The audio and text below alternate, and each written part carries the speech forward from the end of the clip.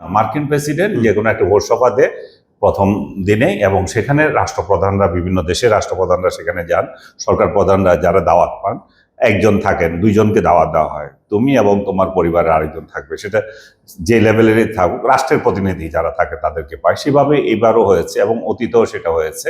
এটাও পাবলিকে বোঝানো যাচ্ছিল না জিনিসটা, যে এই ছবি নিয়ে সন্দেহ করার কোনো কারণ নয়। কারণ হচ্ছে যে ডক্টর ইউনূসের প্রেস টিম এত বড় রিস্ক নেবে না যে না আমরা একটা ভুয়া ছবি দিলাম। না, এটা ভুয়া ছবি হয় না। ছবিটা যদি ভুয়া হয়ে থাকে সেটা কিন্তু ইয়েদের তরফ থেকে ভুয়া, স্টেট ডিপার্টমেন্টের তরফ থেকে ভুয়া, এবং আমি মনে করি যে সত্যিকার অর্থে স্টেট ডিপার্টমেন্টের তরফ থেকে এটা ভুয়া। কারণ হচ্ছে এতগুলো নেতার সঙ্গে ট্রাম্প এবং তার বউ দাঁড়ায় থাকার ধৈর্য নাই। তারা একটা ছবি ফিক্সড করে দিয়েছে, ওই ছবির সাথে যারা যারা দাঁড়াইছে ওইখানে ওদের ছবিটাকে জাস্ট পেস্ট করে দিয়েছে। এটা কপি পেস্ট ছবি বলতে পারেন। সো ইউনূসকে বা আমাদের প্রেস টিমকে এটা দায়ী করার কোনো মানেই হয় না। যারা এগুলো করছে তারা মানে বোকার স্বর্গে আমি বলবো।